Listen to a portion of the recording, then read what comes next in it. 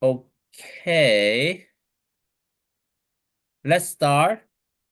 Good morning, afternoon, and evening. Hola, hello, bonjour, hola, ni hao, konnichiwa, 안녕하세요, and hello all. Welcome and thank you, SynBYSS people, for joining us the 129th seminar, and I call it a Colorado University Boulder Day.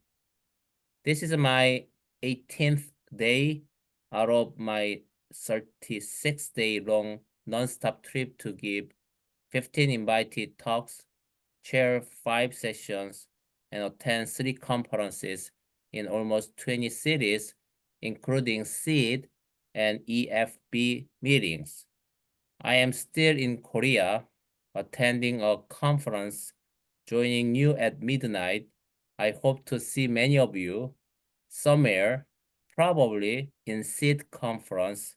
That is actually, as I met Professor Chris Myers, today's pioneer speaker, last year at SEED, before inviting him as a pioneer speaker for this seminar series. Okay, it is my tremendous honor to introduce very briefly our pioneer speaker, Professor Chris Myers. He is a professor and department chair at Colorado University, Boulder. Last year, I listened to his amazing talk on synthetic biology, open language, and challenges for the first time, although I have known him for more than a decade. After the amazing talk he gave, I approached him and he kindly accepted my invitation to speak for this seminar series and the community. I really thank Chris so much for your important contributions to the scientific community and also accepting my invitation again, just on site, and the virtual podium is all yours now, and thank you again. Thank you.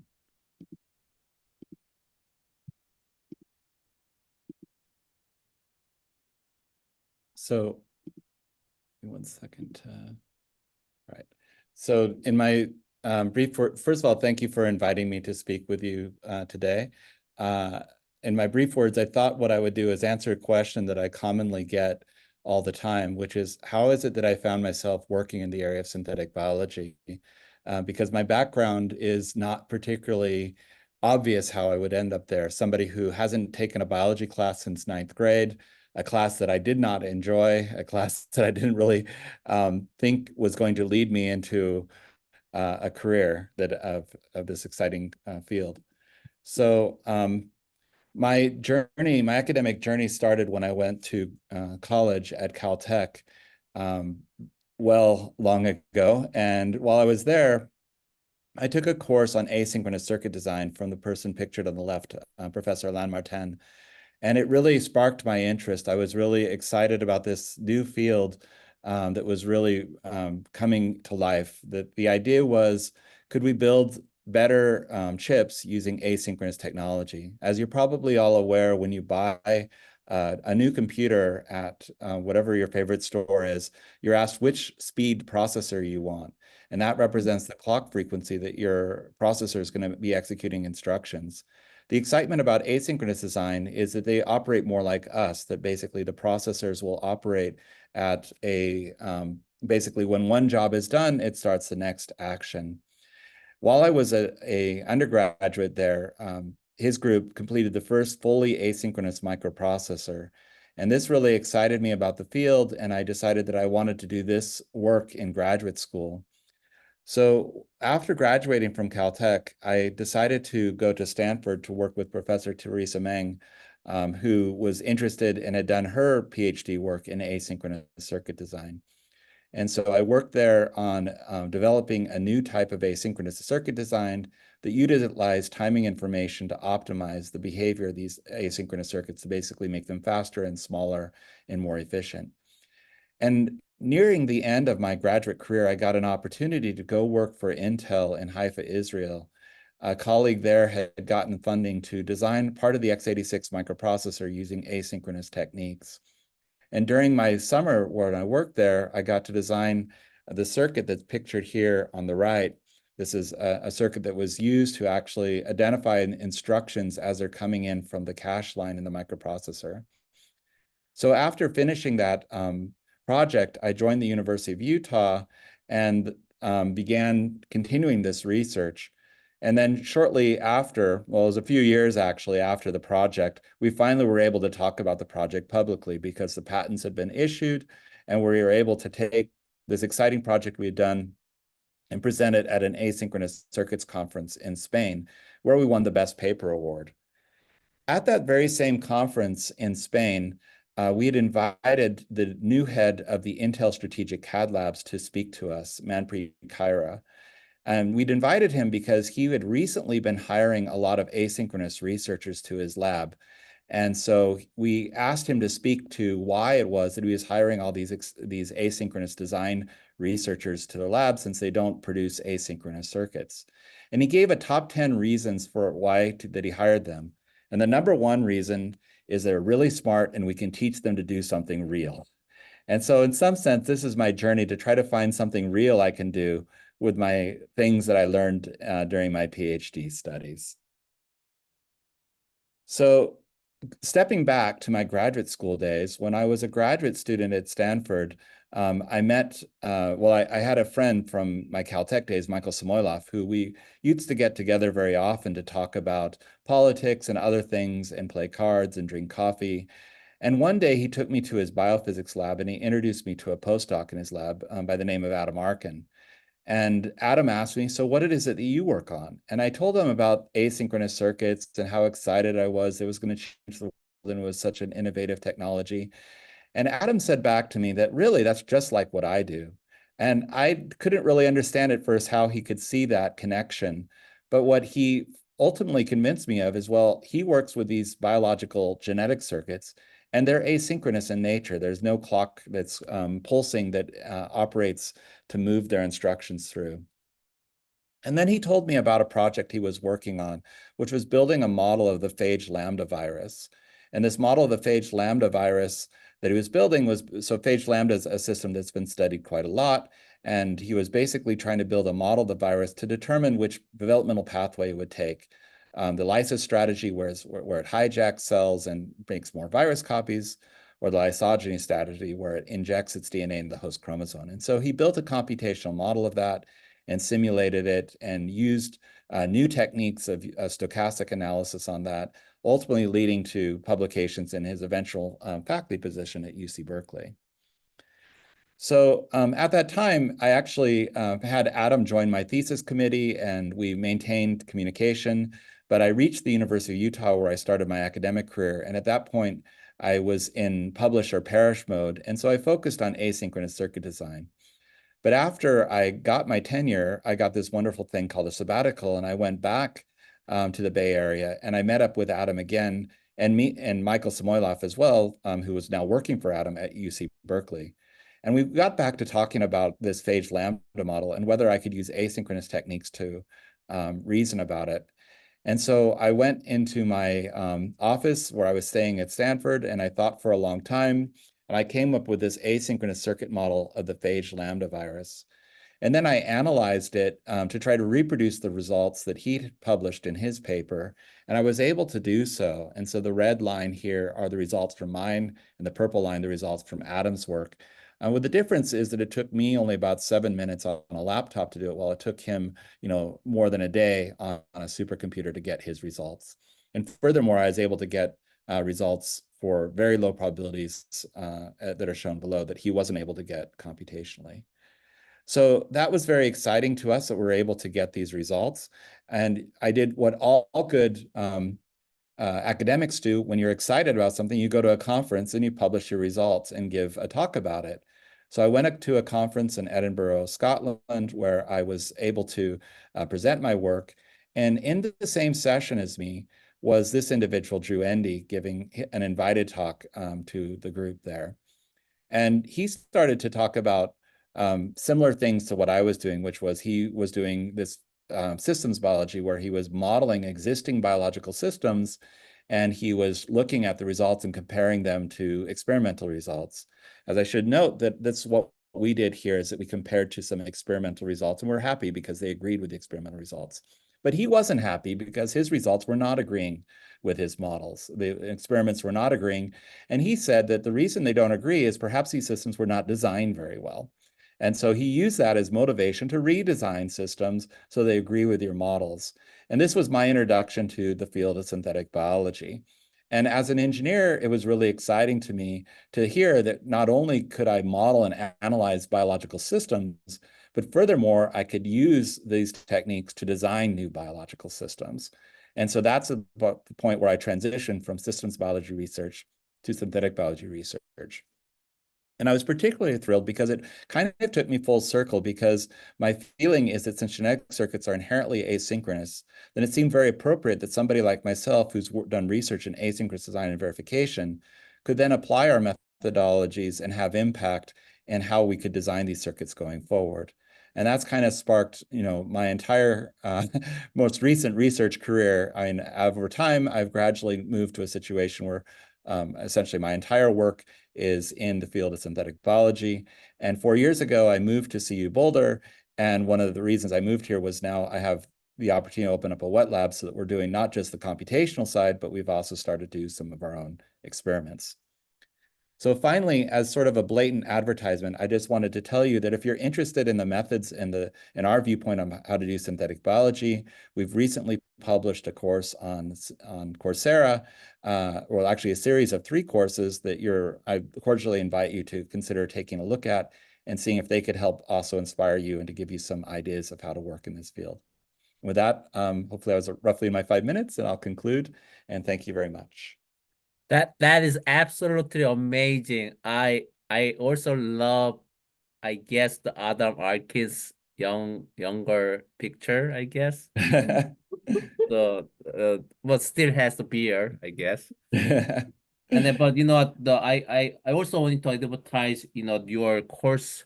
That's I think the online course, right?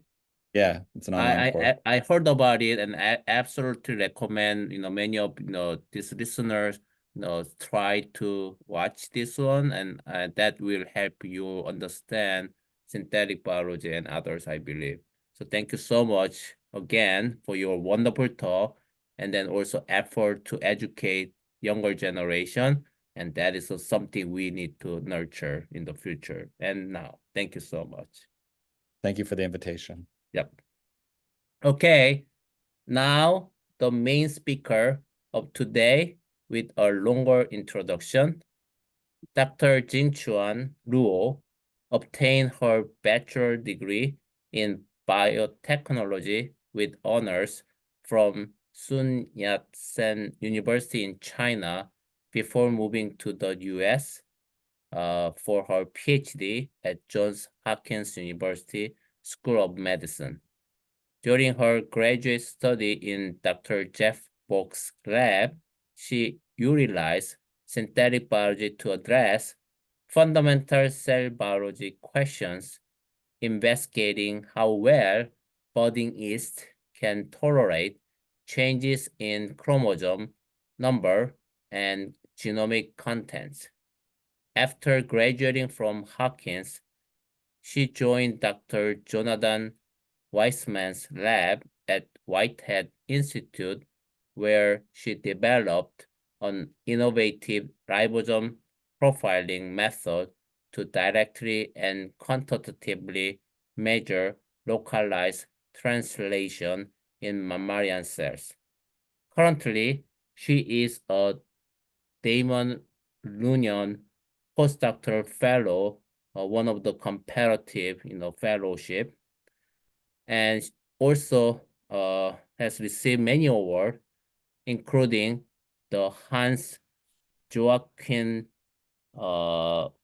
Prochaska Award for Young Investigators and the Damon Runyon Dale F. Frey Award for Breakthrough Scientists. I just heard she also an expert in moving.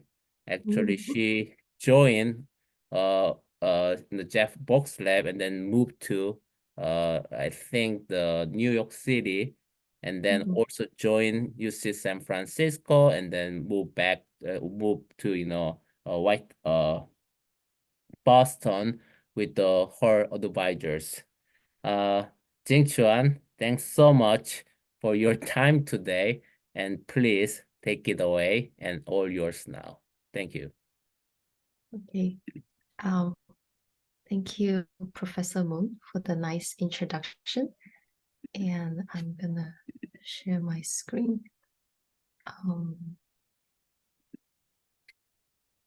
So can you see my screen well? Okay, Yes. cool. So hi everyone.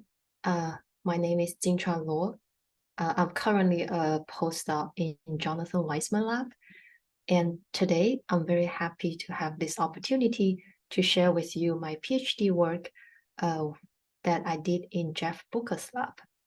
I was interested in engineering yeast genome to study fundamental question about the chromosome structure and biology.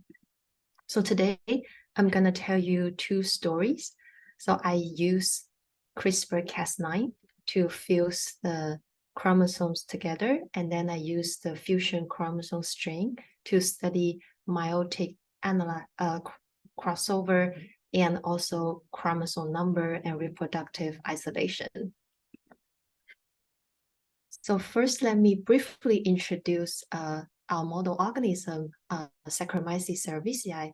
So for those of you who are not familiar with the budding yeast, it is a simple unicellular eukaryote, and it has a small genome compared to the human, only 12 megabase, and it has 16 chromosomes.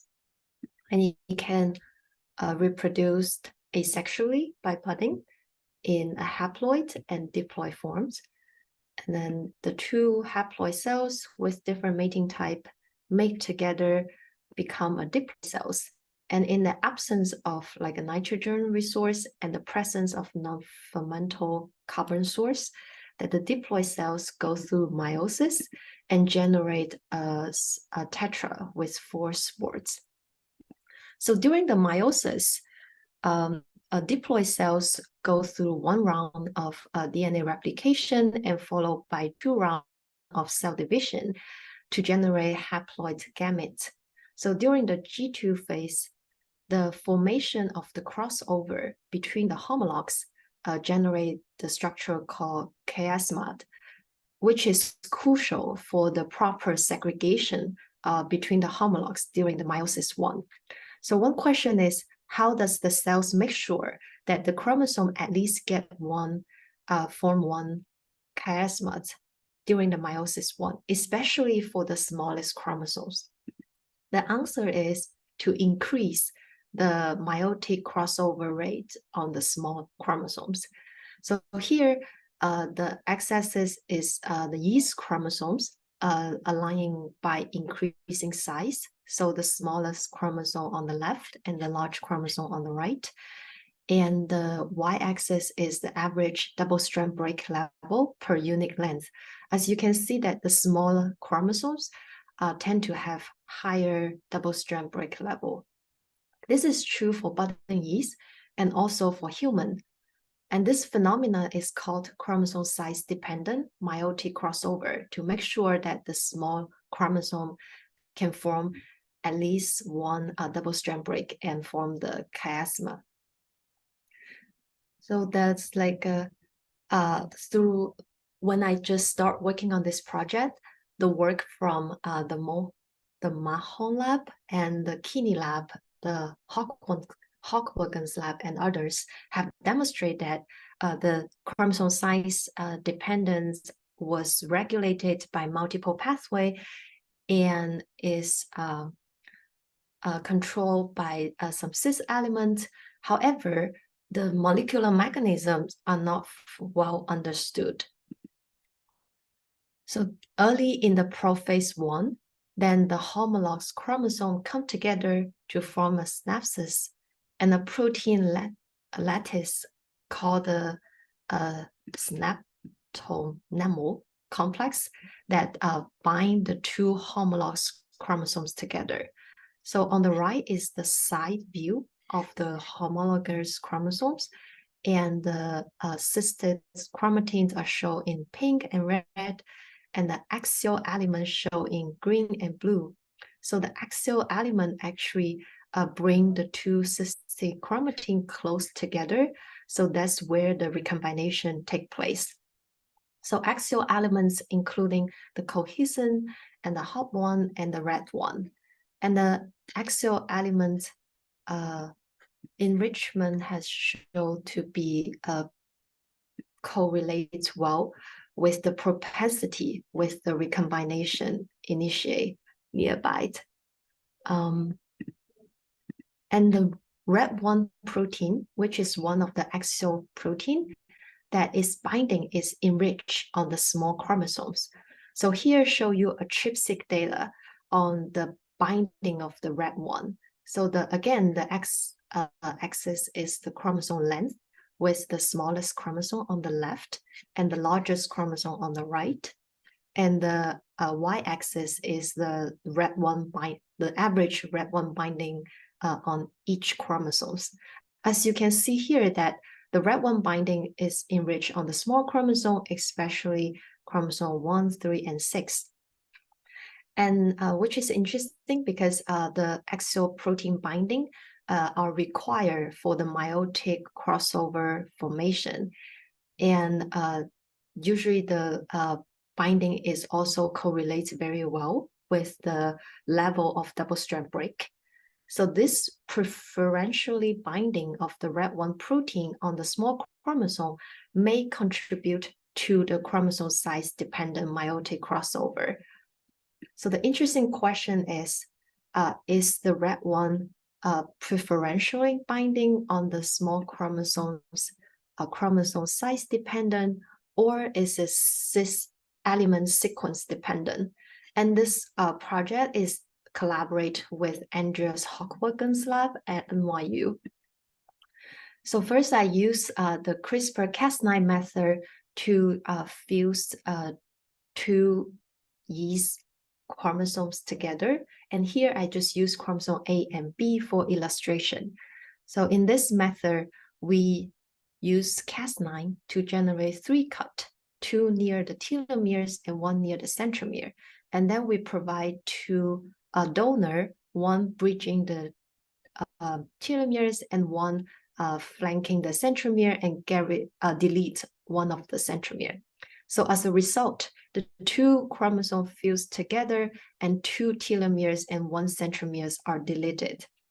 And then we first use PCR and then have the primer that across the junction to detect the successfully fusion of the chromosome.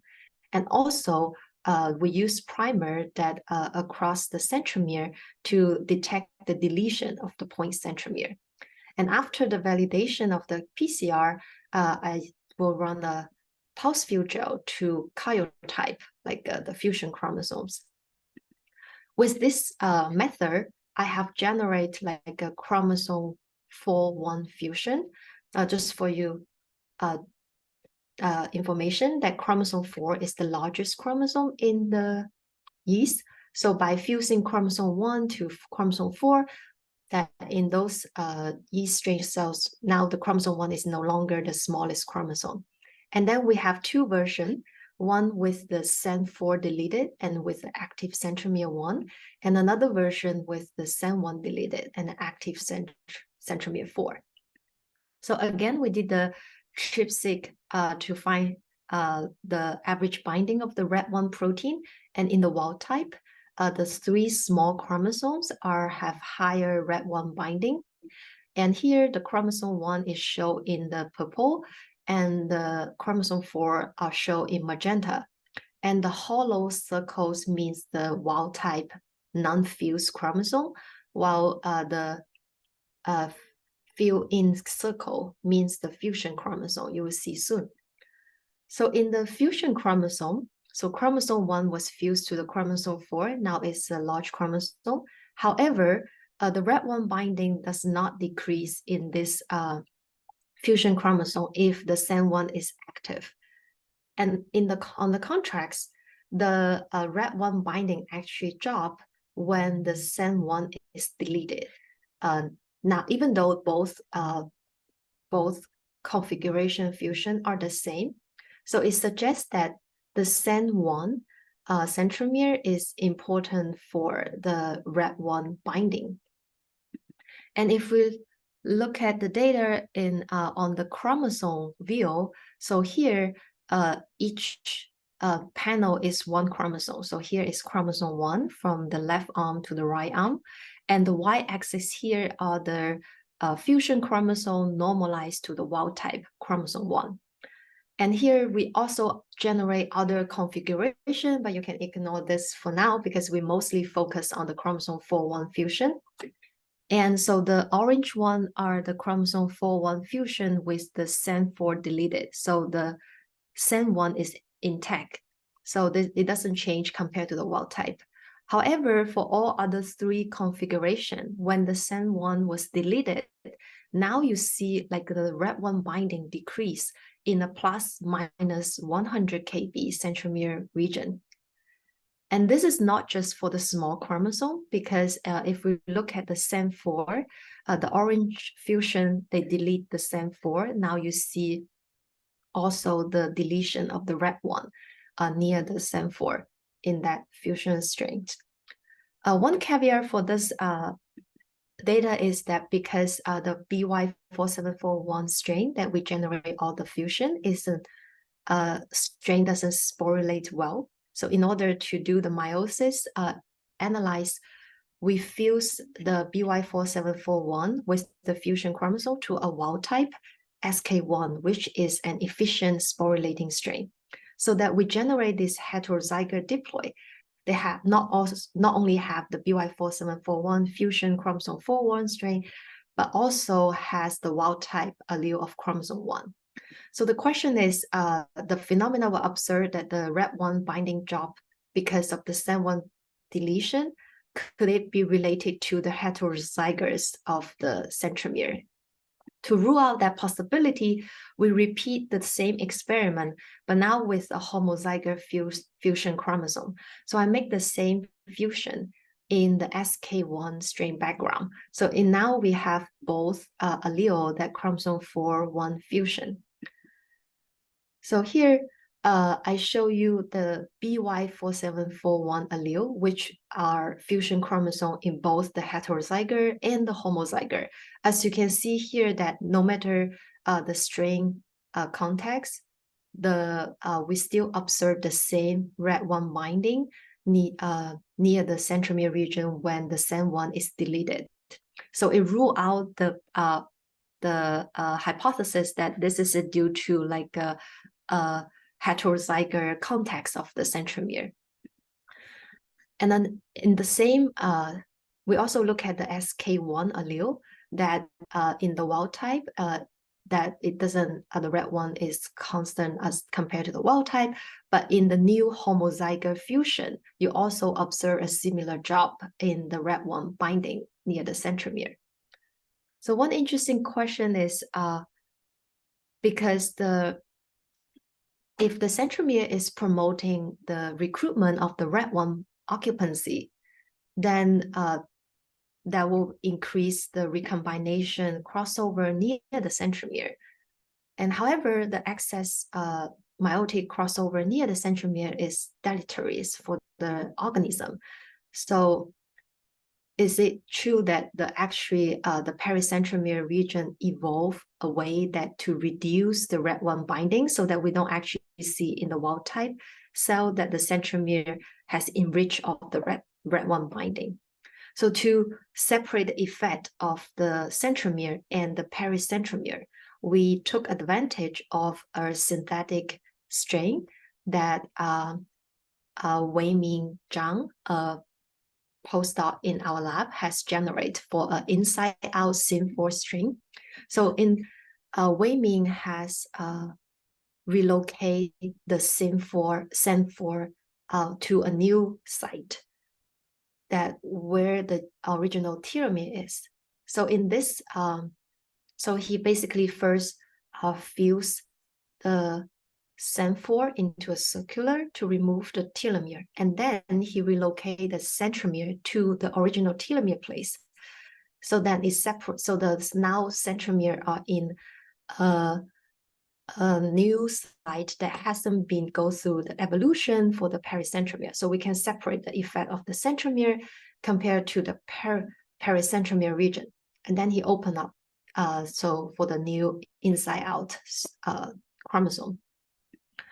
So interestingly, so here is the new centromere location. And we do see like a increase of the RET1 occupancies in the new centromere.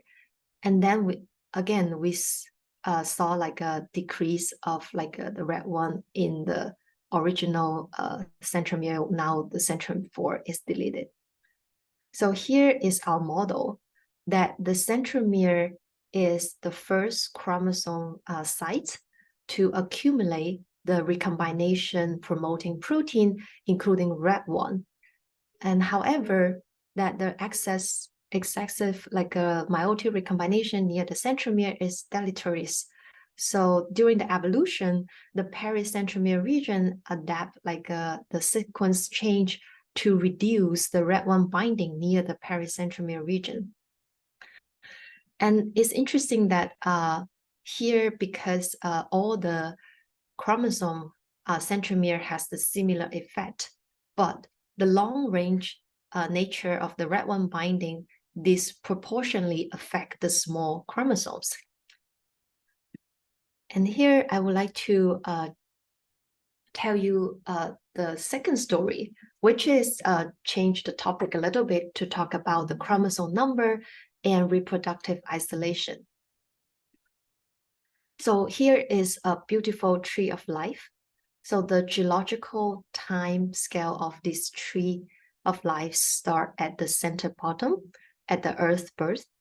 As you move away from the center, the time get younger and younger until you reach the outer edge of the tree, that you reach the present date. As you can see here, many of the species that alive today have a widely different number of chromosomes. For instance, the adder's tongue fern has 120 to 720 pairs of chromosomes, while on the other hand, the jackjumper ant has only the smallest chromosome number possible, 1 pair of chromosomes. So the female is diploid with 1 pair of chromosomes, while the male is haploid with only 1 chromosome. So it's amazing that the jackjumper ant actually pack its whole genome onto 1 giant chromosomes. And probably the greatest interspecific karyotype variation is found in the blue butterflies in the genus of Polyomanthes, with the haploid genome varying from 10 to 223. And our favorite model organism, budding yeast, has 16 pairs of chromosomes. So the question is, can we fuse 16 chromosomes into 1 chromosome? And by fusing the chromosome, it allows us to study some interesting questions, such as what determines the number of chromosomes, and what is the limit of chromosome number of specific species, and how does the chromatin 3D structure change with the change of chromosome number, and will the change of chromatin 3D structure affect the cell growth? And before we design our strategy, we first think about what are those potential obstacles that may prevent us from fusing all the chromosomes together. And first of all, that could be a length limit of the chromosomes. The study in the Philippines have shown that the length limit of the chromosome arm is half of the size of the spindle axis at telophase. And if the chromosome length is longer than the limit, it will lead to like incomplete sister chromatin segregation and the lagging chromosome and the formation of the micronuclei, which could lead to fertility and like a developmental defect. And second of all, with more and more centromeres are deleted, will the excess kinetical protein cause problem? And last but not least, the budding yeast has the point centromere. So unlike the regional centromeres in the other fungi and human, one point centromere can only be bound by one microtubule. So is the force generated by one microtubule enough to pull a very long chromosomes towards the poles is unknown. With those in mind, I designed the strategy of the fusing the chromosome together with two principles. And here I make a small movie to show you how we fuse the chromosome step by step. And the chromosomes are lined up according to their size, the smaller chromosome on the left and the large chromosome on the right. So we fuse the small chromosome first because we try to get as many chromosome fused as possible before we hit the potential chromosome length limit. And then we try to keep the overall arm length as short as possible. For example, put like a centromere in the middle of the chromosomes. And if we're lucky, we can get to the 2 chromosome stage. If we're really lucky, we may get to 1 chromosomes. And then after validation by the PCR, I use the pulse field gel to do the karyotyping of those fusion chromosomes. For those of you who are not familiar with the pulse field gel, each band on this gel are 1 yeast chromosomes. And the smallest chromosome runs faster, so it's in the bottom, while the large chromosome run slower in the top. So here the red show you the chromosome number. And with the, I gradually fuse the 16 chromosome to 9 chromosome. As you can see, the small chromosome disappear and some large chromosomes show up. And then at this time, you don't see a 9 chromosome here because of the resolution, and some chromosome migrate together because they have similar length of the chromosome. So that I changed to a new condition of the gel that now you can separate the chromosome size from 1 megabase to 3 megabase better. And then I continue fusing from 9 chromosome to 4 chromosomes. So yeast has about 12 megabase genome, and then we designed the way that we got to 4 chromosomes, and each one is about 3 megabase. And then we switch to a new condition to better separate those 4 chromosomes. So Pombi has a similar size as Saccharomyces cerevisiae, but only have 3 chromosomes, as you can see here. And the second layer is the wild-type Saccharomyces cerevisiae, which has even the largest chromosome is only about 1.5 megabase. So I continue fuse the 4 chromosome into 3, and then finally got to 2 chromosomes. And now each chromosome have half of the yeast genome. And amazingly, the yeast cells with only 2 giant chromosomes, they still grow as fine as the wild-type yeast under different conditions. And we didn't manage to get to the 1 chromosome, but then I will talk more about this later. And then we wonder how's the transcriptome change in the 2 chromosome strain. So we did the RNA-seq, and then we look at generate a meta chromosome view, so that of the remaining 4 telomere, and check like the genes that within 100 kb to the telomere. And here the y-axis is the log2 fold change of the gene expression in the n equals to 2 to the wild type. So the genes like within 20 kb to the remaining telomere has stronger silence effect.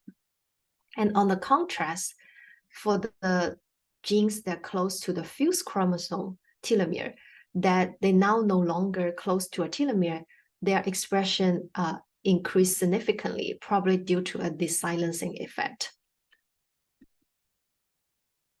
And then we wonder how the chromosome number change contribute to the reproductive isolation. So human has 23 pairs of chromosome, while chimpanzee have 24 pairs of chromosome. And interestingly, the human chromosome 2 is a fusion of 2 chimpanzee chromosomes. So one interesting question is, how does the chromosome fusion contribute to the speciation? And it's hard to study this question in nature because other factors such as the sequence variation, like cis element, also contribute to the speciation, as it's hard to separate these two in the nature.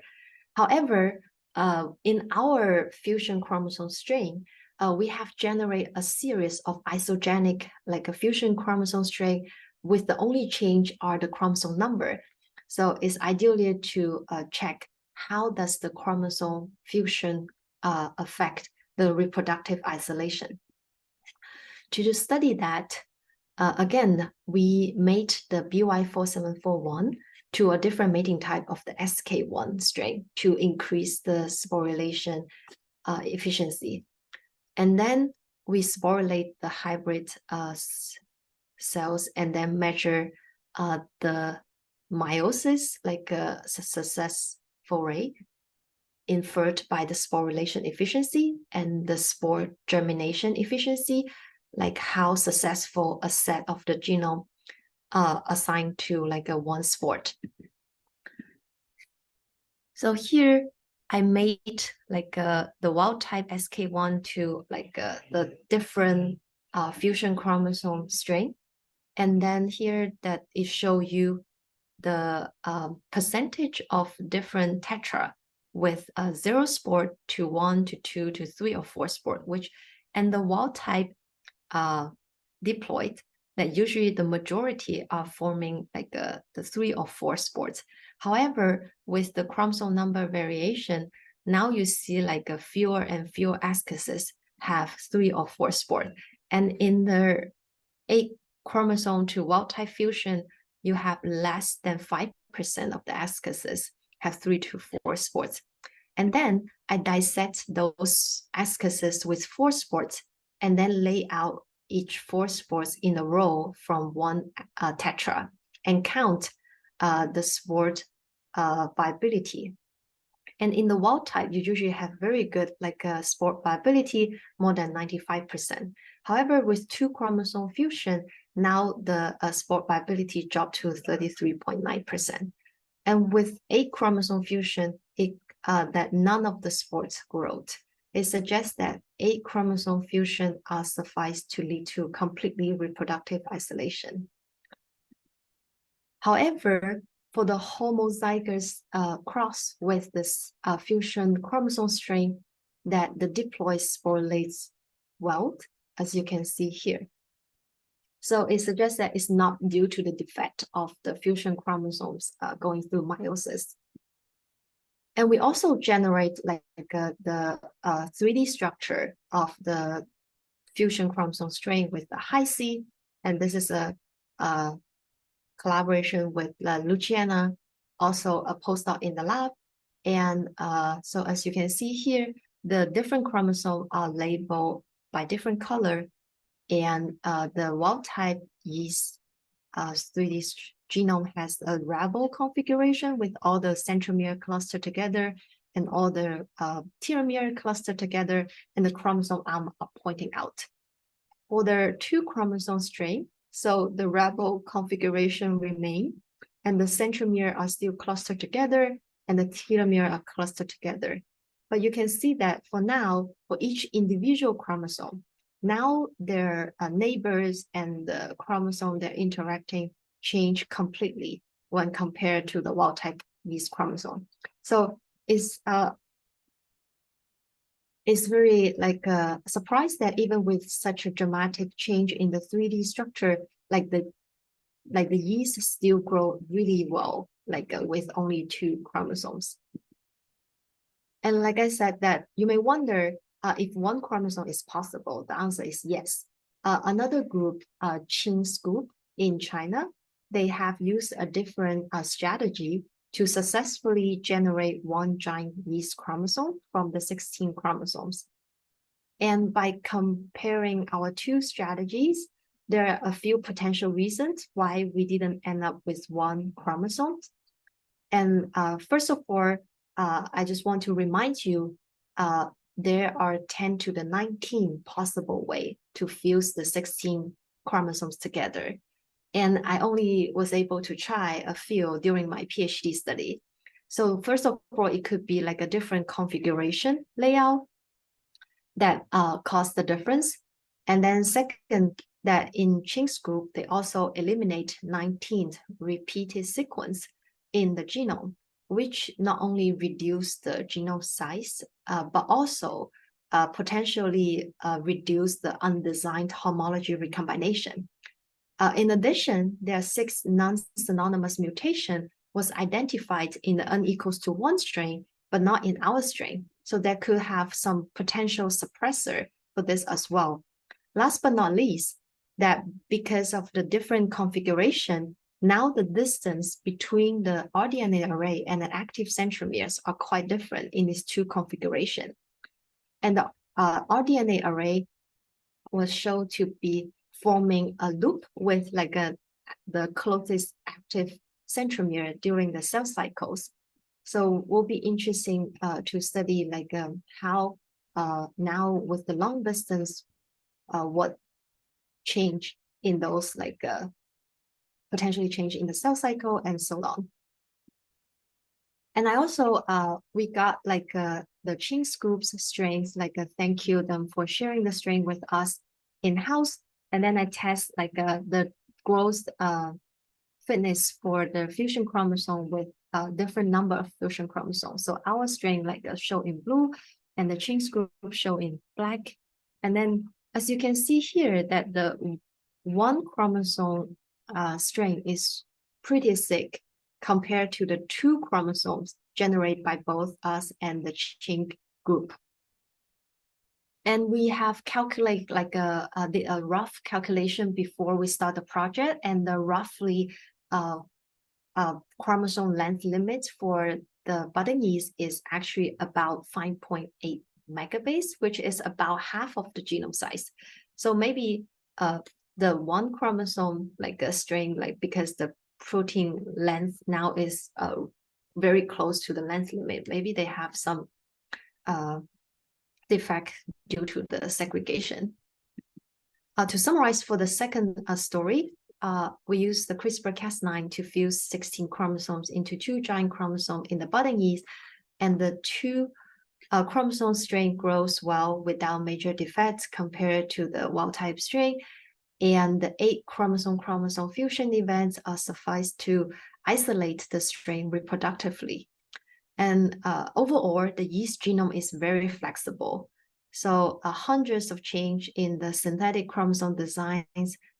And from my another thesis project working on the synthetic yeast SC2.0 genome, and also like the massive change of the 3D structure in this case, that the yeast can still tolerate this change pretty well. So lastly, I would like to thank my mentor, Jeff Booker, for his great support for and discussion for my PhD project. And also all the people in the Booker Lab, especially the one who directly contribute to the synthetic yeast chromosome 1 and 8 assembly and the fusion chromosomes, and also our collaborator lab, the Beta lab, and the Kosu lab, and the Hawkwagon lab, who did like the meiosis analyze. And my also thank the Build a Genome Lab student who helped building like the SYN1 and SYN-A story, and my PhD thesis committee. And thank you for listening, and I'm happy to take any question if you have. Thank you. Amazing talk. That's absolutely, wonderful. So let me start with, one just naive question, because I'm mostly bacteria person. I start to do yeast a few years ago. The question I have is, you use, I believe, Saccharomyces, right? Yeah. And then how easily we can just exactly do the same thing for some other yeast strain, like some I'm very interested in especially the, blurry, that's the probiotic yeast, but, not necessarily just that one, but there are too many useful, biotechnologically useful, the species and strain, etc. And I just wonder how easily Yeah. we can do that. That's a great question. I think it depends on how well the CRISPR-Cas9 system work in that yeast. At least in our hand, we have tried at least 2 different species, like the SK1, which is like an efficient sporulation strain. But actually, SK1 is really hard to engineering, like compared to the Saccharomyces cerevisiae. And so I can imagine for other species, it totally also depends on the efficiency of the homologal recombination. If the strain has very high homologal recombination, and I will imagine like it will be easier to implement like this. Yeah. Okay. The other one is that is also a little bit related to my first question. So once you've done all the amazing thing, whatever remaining thing you wanted to do for this one, what would be, something we need to do, or what is some challenge we need to, overcome to use this amazing, platform or the yeast strain to better utilize that, chassis for the better, applications. Mm. You mean how can we use those yeast strains for like discover like some biology function or study or like for industrial like Yeah, so application? the question is you now, kind of make us understand the yeast better is somehow, and then engineer better, and then but yeast, has been used for, many years, since we made wine, bakers, yeast, I mean, to make the bread, etc. But in terms of synthetic biology application, we want to do much advanced kind of application in the future. And then your work kind of make us understand is the better, I believe. And then also potentially make engineering better with the better understanding. And then but I still, believe that there should be some more challenges to overcome to make that process, easier, and also I would say, yeah, kind of, straightforward way. I mean, the future is in that way more real engineering than try and error. That's kind of like kind of broad kind of question, not necessarily directly related to your research, but I just want you to think about what is the broad impact your, research would give, I mean, to the community. Yeah. So because after I finished my PhD project like a couple years ago, actually recently people have generated the fusion chromosome in the mice, like in the mice themselves.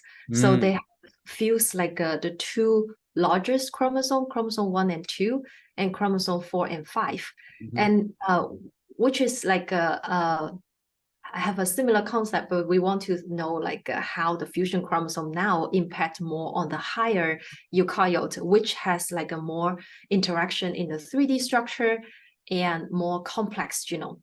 And it's interestingly, they found that for the chromosome 1-2 fusion, that the mice have like the embryonic lethal that while, and then they also have like a mitotic like a meiosis problem, and also they have like a polydiploidization. And also, but however, for the 4 and 5, they are able to fuse them together. So another thing we do observe, like from the N=1 strain, is that actually for the N=1 strain is kind of sick, and also it very likely to become diploid. Like so it could be like even the study from the yeast, they're kind of sharing the similar trends in the mice.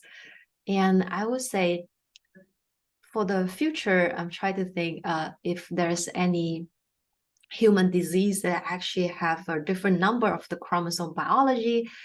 And then we can use the yeast or the mice to kind of mimic those to regenerate like the patient and to see how those chromosomes, the long chromosome, segregate.